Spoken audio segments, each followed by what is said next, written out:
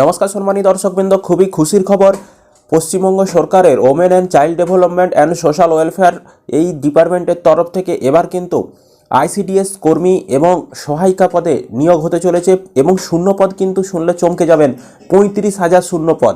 সামনেই লোকসভা ভোট রয়েছে, ভোটের আগেই কিন্তু সমস্ত কিছু আবেদন প্রক্রিয়া শুরু হয়ে যাচ্ছে।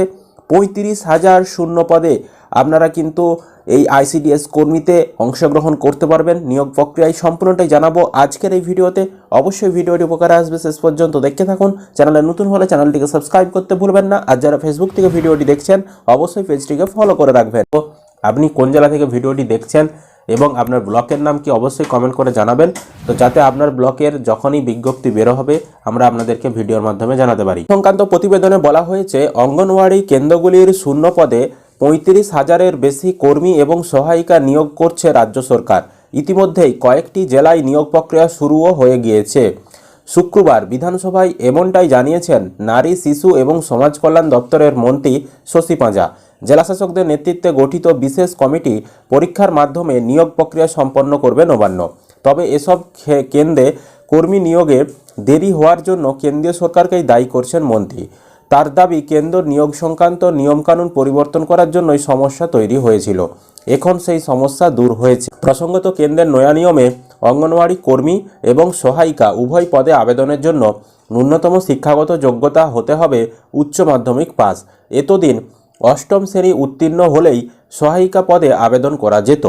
শুক্রবার বিধানসভার লবিতে সাংবাদিকদের প্রশ্নের উত্তরে শশী দেবী জানিয়েছেন, রাজ্যে মোট 1,19,481টি অঙ্গনওয়াড়ি কেন্দ্র আছে। প্রতি কেন্দ্রে একজন করে মহিলা কর্মী এবং সহায়িকা থাকেন। বর্তমানে 21,492টি কর্মী এবং 13,906টি সহায়িকার পদ শূন্য রয়েছে। সব মিলিয়ে শূন্য পদের সংখ্যা 35,398টি। বিধানসভার প্রশ্নোত্তর পর্বে মন্ত্রী জানান, এই সংক্রান্ত কিছু আইনি জটিলতা প্রথমে তৈরি হয়েছিল, তা মিটলেও কেন্দ্রীয় সরকার নিয়ম সংক্রান্ত নিয়মকানুনের পরিবর্তন করে দেয়। তাই ইচ্ছে থাকলেও নিয়োগ করা যাচ্ছিল না। এতদিন কর্মী পদে নিযুক্তির জন্য ন্যূনতম উচ্চ মাধ্যমিক এবং সহায়িকা পদের জন্য ন্যূনতম অষ্টম শ্রেণী উত্তীর্ণ হলেই হতো। কেন্দ্র এই নিয়ম বদলে দুটি পদে জন্যই উচ্চ মাধ্যমিক পাসকে ন্যূনতম শিক্ষাগত যোগ্যতা ধার্য করে। আগে নিয়োগের সময়সীমা ছিল 18 থেকে 45 বছর, সেটাও কমিয়ে 18 থেকে 35 বছর করা হয়।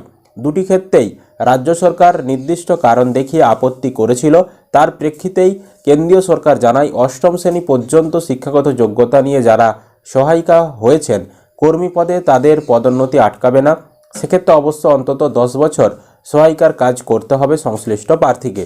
অঙ্গনওয়াড়ি প্রকল্পের খরচের 60% দেয় কেন্দ্র এবং 40% দেয় রাজ্য সরকার। রাজ্য সরকার এই নির্দিষ্ট খরচের বাইরেও কর্মী সহায়িকাদের মাসিক ভাতার জন্য মাথাপিছু যথাক্রমে 3,750 টাকা এবং 4,050 টাকা করে দেয়।